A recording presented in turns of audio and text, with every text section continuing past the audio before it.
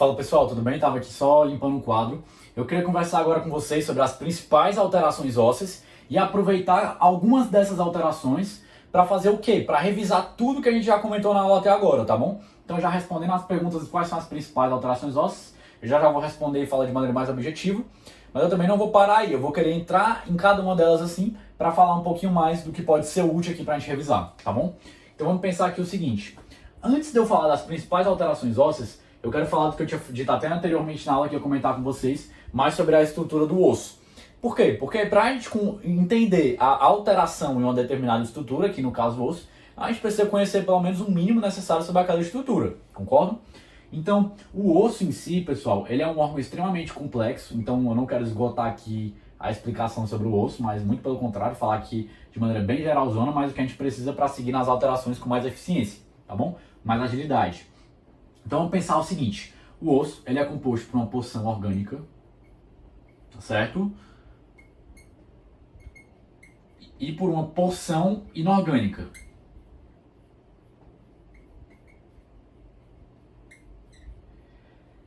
O osso, então, é principalmente composto nessas duas porções, tá? Tem outras estruturas, várias outras coisas, mas eu não quero esgotar o osso, como eu já disse, aqui é só para a gente conseguir avançar na explicação.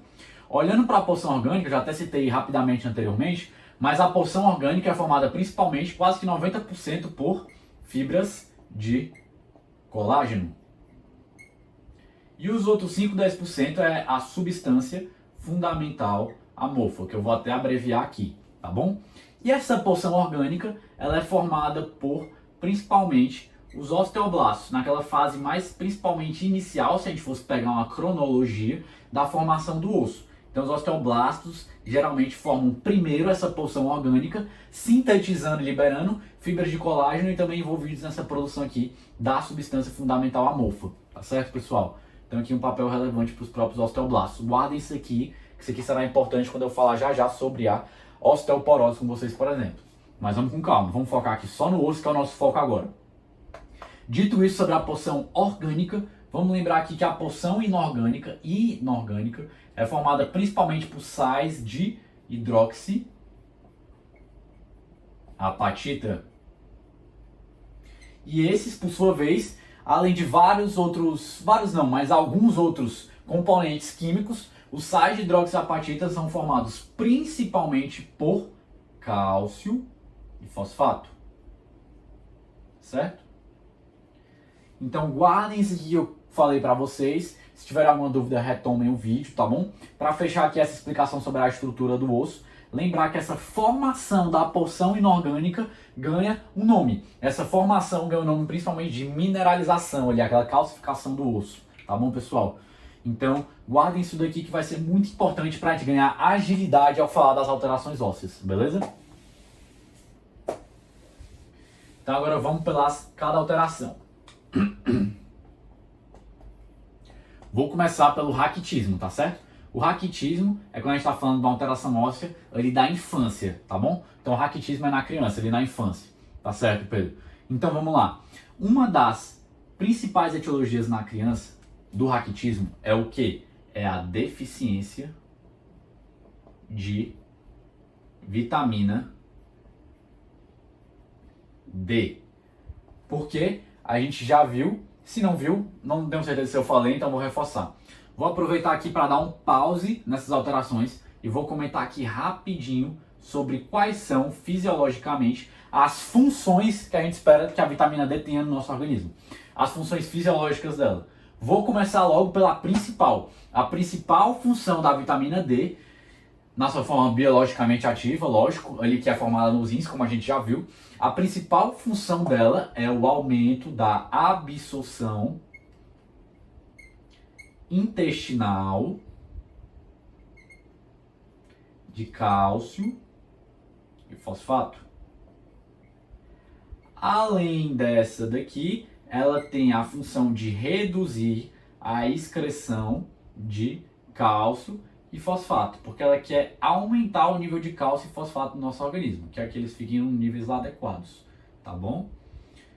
E, além disso, a vitamina D tem um papel um pouquinho mais demorado de explicar nos ossos. Eu não vou citar muito esse daqui porque não é o foco para mim, tá bom? Depois vocês podem ler um pouco mais calma como a vitamina D atua ali especificamente, mas queria que vocês focassem principalmente nessas duas. Melhor dizendo, queria que vocês focassem principalmente nessa daqui, no aumento da absorção intestinal de cálcio e fosfato, que é a principal coisa que a vitamina D, fisiologicamente falando, faz, tá bom? Então, feita essa explicação aqui sobre a vitamina D, vamos voltar aqui para o raquitismo. Se a criança tem aquela deficiência de vitamina D, seja por exemplo, uma baixa exposição solar, como eu comentei com vocês, que alguns países, em regiões, enfim, específicas, pode haver essa baixa exposição e formar pouca vitamina D, um exemplo de que poderia gerar uma deficiência de vitamina D, ou por outros motivos quaisquer. Mas o que interessa é o seguinte, essa deficiência de vitamina D vai reduzir a absorção ali de cálcio e de que? Também de fosfato. Reduzindo essa absorção,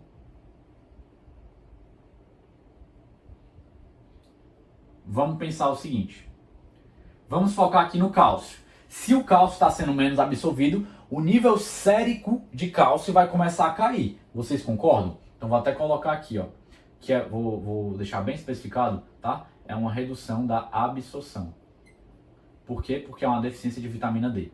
Redução da absorção de cálcio e fosfato. Focando aqui no cálcio. Se eu absorvo menos cálcio, o nível sérico de cálcio baixa. Se eu estou baixando meu nível sérico de cálcio, já revisando, o que vai acontecer lá na minha paratireoide? Vamos lembrar justamente de quem? Das células principais, que a gente já falou, revisando.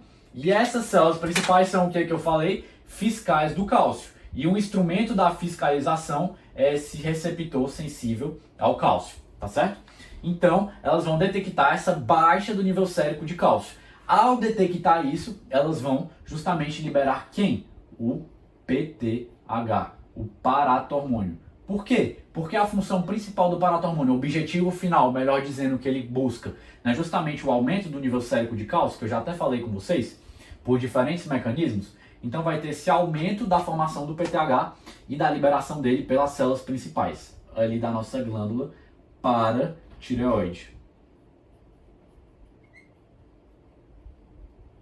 Agora, esse PTH vai agir principalmente aonde? No osso. Por quê? Porque uma das principais ações dele é aumentar a atividade osteoclástica, que ganha o nome de aumento da reabsorção óssea. Esse termo, reabsorção óssea, significa justamente esse aumento da quebra do osso, dessa atividade dos osteoclastos, tá bom? Por quê? Porque lembra que o nível sérico ali está baixo, ele quer aumentar, então vai quebrar o osso para que seja liberado mais cálcio. Vou até colocar aqui, né? Também vai ser no fosfato liberado, mas também cálcio aqui, ó, principalmente. Que é o que interessa mais pra gente aqui. Só que, a longo prazo, o que vai acontecendo? Vai justamente o osso vai se enfraquecendo, enfraquecendo, enfraquecendo, enfraquecendo, vai esgotando as reservas ali dos nossos ossos de cálcio, vai enfraquecendo aquele osso, até que chega um ponto que fica insustentável. Mesmo que o PTH aumente muito e muito e muito, não vai ter mais cálcio para tirar aqui do osso. Então o que vai acontecer? A gente vai ter o raquitismo, que é esse enfraquecimento dos ossos secundário, aqui no caso nas crianças, a essa deficiência de vitamina D, principalmente, a principal etiologia, que leva a uma baixa da absorção de cálcio e fosfato. Para fechar o raciocínio, se eu baixo o cálcio que está sendo absorvido, eu baixo o nível sérico de cálcio. Se eu baixo o nível sérico de cálcio, as células principais da minha glândula paratireoide vão secretar mais PTH. Esse PTH vai agir no osso, aumentando a reabsorção óssea, mas o que vai acontecer? Vai ter uma hora que vai ficar insustentável, porque vai estar quebrando o osso, e vai ter justamente o enfraquecimento daquele osso. Mas vamos entender o seguinte aqui, que é o ponto final para a gente fechar o raquitismo. O raquitismo, como a gente está falando de um prejuízo, uma deficiência orgânica, ali, tudo mais, principalmente do cálcio e do fosfato, o que vai acontecer? Aqui, o maior prejuízo no osso, além de todo esse enfraquecimento devido à ação do PTH, como a gente tem pouco cálcio e fosfato disponíveis para o osso, porque o cálcio justamente está sendo tentado o máximo possível ficar ali na circulação sanguínea, porque o cálcio também tem outras funções além do osso, né, como a gente viu justamente na questão do que pode dar numa hipocalcemia, por exemplo. Então, como vai ter pouco cálcio ali para o osso, a gente vai ter um prejuízo em qual das porções do osso, vocês acham? Da orgânica ou da inorgânica? Da inorgânica. Por quê? Porque a porção inorgânica é formada por, principalmente, sais de hidroxiapatita. E o sais de hidroxiapatita, por sua vez, são formados principalmente por cálcio e fosfato. Então, se eu tenho uma deficiência no meu organismo de cálcio e fosfato e está com pouquíssimo disponível para o osso, porque eu estou tentando o máximo possível aumentar esse nível sérico, então tem pouco cálcio e fosfato disponíveis para o osso, pouquíssimo, então eu vou ter um prejuízo, especialmente na porção inorgânica do meu osso. Isso é um apanhado geral sobre o raquitismo. Então guardem isso, a associação do raquitismo com especialmente um prejuízo na porção inorgânica do osso e também todas essas coisas aqui associadas que eu me aproveitei da fisiopatologia para o quê? Para revisar com vocês a fisiologia, tá bom? Tentar relacionar aqui de maneira mais clara possível, também não me alongando demais, tá? Tem outros raquitismos que há outros tipos, podem ser pela deficiência de fosfato, etc, por outros motivos, mas eu não vou citar aqui porque isso é muito mais fisiopatologia, é uma coisa muito mais extensa e tomaria muito tempo que a aula já está se alongando demais. Vamos lá, pessoal, vou falar aqui agora um pouquinho sobre a osteomalácia, tudo bem? A osteomalácia, ela também geralmente pode ser chamada de raquitismo do adulto. Por quê? Porque basicamente os mecanismos fisiopatológicos que eu acabei de descrever para o raquitismo são os mesmos na osteomalácia, com alguma pequena diferença que eu já vou comentar com vocês, mas só para não perder o raciocínio. Mas acontece o quê? Que a gente usa o termo do raquitismo para a criança e da osteomalácia para o adulto, tudo bem? Mas a questão fisiopatológica principal, que é aquela questão de uma disfunção, de uma deficiência ali na formação da porção inorgânica do osso, ou seja, um problema no processo de mineralização, isso acontece nos dois, tanto no raquitismo como na osteomalácia. Porém, raquitismo na criança e osteomalácia no adulto.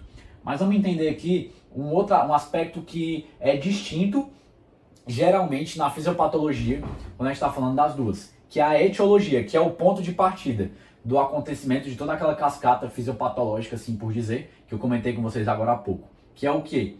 Eu falei que na criança, geralmente é o quê? É a própria deficiência de vitamina D, tudo bem, no raquitismo, que causa todo aquele problema.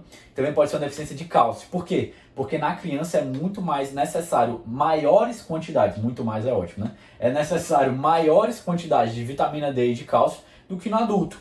Porque a criança está passando justamente por aquele processo de crescimento. Então, na criança, uma deficiência dietética pode ser muito mais séria do que no adulto, porque justamente a criança tem uma demanda muito maior. Então, ela exige de uma maior quantidade na dieta de vitamina D e cálcio. Só para discernir isso. Então, quando a gente está falando da osteomalácia, que é no adulto, a gente não está falando muito, geralmente, de uma deficiência na dieta. Mas, geralmente, a gente está falando de uma deficiência na absorção. Vamos entender isso. Geralmente, uma das causas de osteomalácia é uma condição chamada de esteatorreia. Esse termo aqui clínico, né, semiológico, enfim, significa que há gordura nas fezes, ou seja, aquela pessoa não está absorvendo gordura adequadamente. Logo, ela está o quê? Excretando mais nas fezes, que gera esse sinal aqui que é a esteatorreia. Qual é o problema disso aqui quando a gente está falando das alterações ósseas e toda aquela fisiopatologia?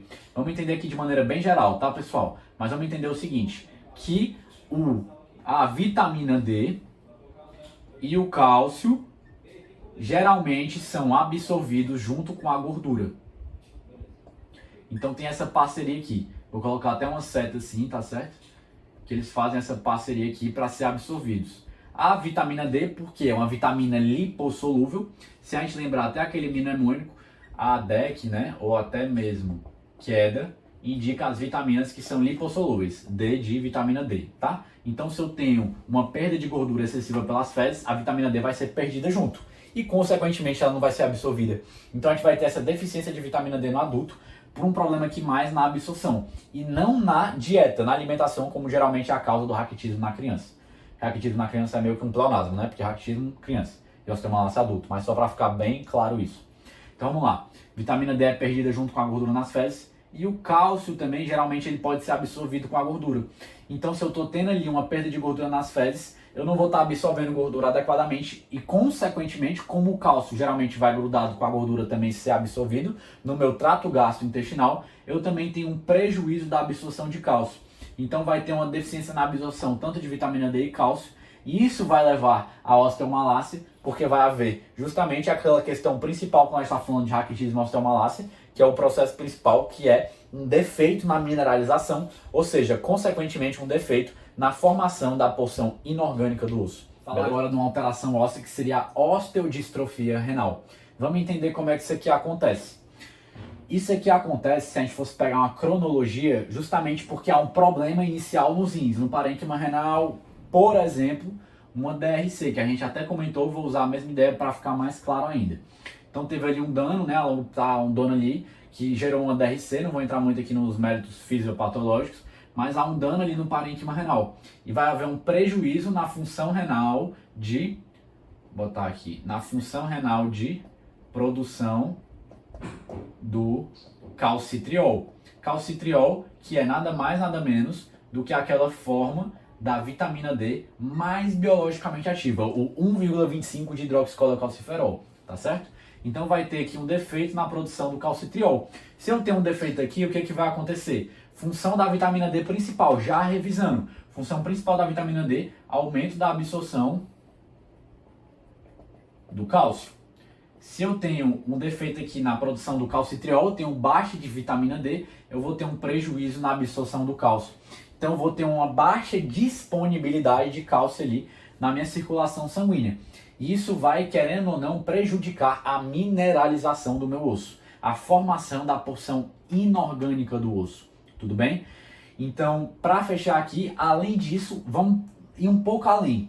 Além desse defeito aqui, na própria mineralização do osso, devido a um baixo nível de cálcio, porque a absorção está prejudicada, para além disso, a gente vai ter um aumento do PTH por todo o mecanismo que eu já discuti mais atrás, então se vocês quiserem, vocês voltam um pouquinho à aula, mas vai ter um pocão do aumento do PTH. Por quê? Porque houve uma baixa no nível sérico de cálcio, porque ele está sendo um pouco absorvido. Então isso vai gerar um aumento do PTH, lembram? E esse PTH, ele vai fazer o quê? Aumentar a atividade dos osteoclastos. Aumentando essa atividade, vai ter uma maior destruição do osso. Então, além desse problema da mineralização, eu vou estar aumentando a destruição do osso. Então, eu vou levar ainda mais a uma osteodistrofia. Osteodistrofia renal, porque essa osteodistrofia renal tem como causa de base um problema nos rins. Tudo bem? Então, é isso que eu queria comentar de maneira mais geral. Depois, na literatura, vocês podem encontrar alguma questão relacionada ao fosfato e tudo mais. Mas aqui eu queria focar principalmente na osteodistrofia renal relacionada ao cálcio. Tudo bem, pessoal? Então é isso. Então, pessoal, para fechar aqui a aula de hoje, eu vou comentar da osteoporose. Tudo bem? As três alterações, as três principais alterações ósseas que a gente já comentou até agora foram quais? Raquitismo, osteomalácia e osteodistrofia renal. Essas três envolvem principalmente um problema onde? Na formação da porção inorgânica do osso, aquela porção do sais de hidroxiapatita que dependem do cálcio e do fosfato, o sais de hidroxiapatita no caso, né? Agora, quando a gente for falar da osteoporose, a gente está falando principalmente de um problema na porção orgânica. Tudo bem? Isso aqui é o que eu queria que vocês guardassem mais. Que a osteoporose, o problema está mais na porção orgânica do que na porção inorgânica. Também pode haver na porção inorgânica, Pedro? Pode, mas é principalmente aqui na porção orgânica, tá certo? Então vamos lá. A ideia aqui não é uma aula de osteoporose, porque dava para dar uma aula de um tempão só de osteoporose, que é uma coisa mais complexa, mas eu quero só aqui pegar uma coisa legal que seja para a gente aplicar aqui na nossa fisiologia, na ideia das nossas aulas, para fazer sentido, mais sentido ainda. Então vamos lá. Osteoporose é multifatorial, significa que existem vários fatores causais, vários fatores etiológicos para que haja o surgimento da doença, da patologia da osteoporose. Mas aqui eu vou querer citar três com vocês que vai ser legal para a gente viajar aqui em toda a fisiologia já trabalhada, que são três. Eu vou querer falar justamente da baixa do estrogênio, do sedentarismo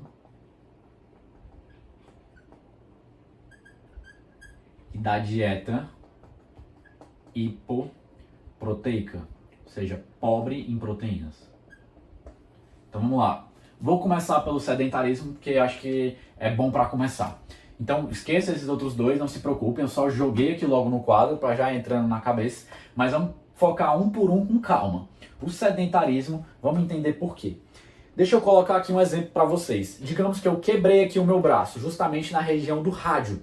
Se eu quebro o meu braço, eu gero um estresse físico absurdo no meu osso. Isso vai levar a um quê? Um aumento da atividade dos osteoblastos. Faz todo sentido, porque se o meu osso quebrou, Eu quero que os osteoblastos, que são os nossos construtores, aumentem a sua atividade para acontecer o quê? Haver uma formação ali do novo osso.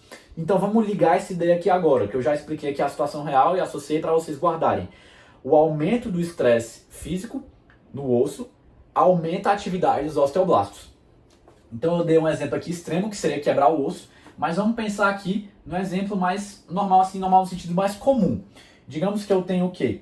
Que eu tenho uma pessoa sedentária. Essa pessoa, ela não dá um estresse mínimo saudável para o osso. Em que sentido, Pedro? Quando você pratica um esporte, uma corrida, uma musculação, uma arte marcial, por exemplo, você está fazendo o quê? Submetendo seus ossos a um estresse saudável. Então vai ter ali uma atividade, mesmo que não tão grande, dos osteoblastos para aumentar o turnover ósseo, a renovação óssea. Depois vocês podem ler melhor sobre esse termo, estou só citando aqui, tá? Mas é o quê? Esse estresse saudável faz que o osso fique ali se renovando da maneira saudável. Se a pessoa é sedentária, não tem um estresse significativo no osso e a atividade de osteoblastos fica prejudicada. Então falei aqui do sedentarismo, falar do estrogênio. O perfil clássico de uma pessoa com osteoporose, né? Pode acontecer com outras pessoas, pode acontecer com um homem também, mas o perfil clássico é aquela mulher pós-menopausa. Por quê? Porque pós-menopausa, o que acontece? Tem a falência ovariana e vai ter uma baixa, uma redução da produção de estrogênio. Se eu tenho uma baixa da produção de estrogênio, lembram que o estrogênio faz o quê? O estrogênio estimula os osteoblastos a liberarem o quê? Estão lembrados? A OPG, a osteoprotegerina. Então, se eu tenho uma baixa de estrogênio, principalmente relacionada ao quê? Na condição da pós-menopausa, nas mulheres, o que vai acontecer? Eu vou ter uma baixa da minha produção da osteoprotegerina, que é a protetora do osso. Se eu estou protegendo menos o meu osso, vai ter um aumento da atividade osteoclástica. Vocês podem voltar mais na aula para ver um pouco melhor isso explicado naquela parte que eu explico da ação do PTH. Mas vai ter um aumento da atividade osteoclástica, porque não tem ali tanta osteoprotegerina para proteger o osso. Isso vai levar também a uma maior degradação do osso e vai aumentar a sua fragilidade, certo? Então comentei esse daqui. Para fechar, vou falar sobre a dieta hipoproteica. Vamos lembrar que a porção orgânica do osso é formada principalmente por colágeno, 90% praticamente, e os outros 10% é substância fundamental amorfa. O colágeno é nada mais, nada menos do que uma proteína. Então, se eu tenho uma dieta hipoproteica, pobre em proteínas, eu posso ter um prejuízo na formação do colágeno. Se eu tenho um prejuízo na formação do colágeno, certo? O que vai acontecer? Eu vou ter um prejuízo na porção orgânica do meu osso. E isso também pode contribuir para a patologia da osteoporose. Então vamos entender. Eu como proteínas, só para fechar, essas proteínas são degradadas no meu trato gastrointestinal, todo um processo de quebras, enzimas, absorve os aminoácidos são levados ali até o osteoblasto. Quando os aminoácidos estão ali no osteoblasto, tem a matéria-prima, o osteoblasto é capaz de formar o osso de maneira geral, mas formar o osso o quê? A porção orgânica dele, quando a gente está falando de aminoácidos. Porque os aminoácidos vão compor o colágeno, que é uma proteína, certo? Então se eu tenho uma dieta pobre em proteínas, eu tenho poucos aminoácidos disponíveis para o meu osteoblasto, eu tenho pouca matéria-prima disponível para que o osteoblasto exerça a sua função de fabricar a porção orgânica. Principalmente o quê? Colágeno, substância fundamental amorfa, mas aqui eu quis destacar o colágeno, que é essa proteína. Beleza, pessoal? Então é isso. Espero que vocês tenham gostado, certo? Cuida!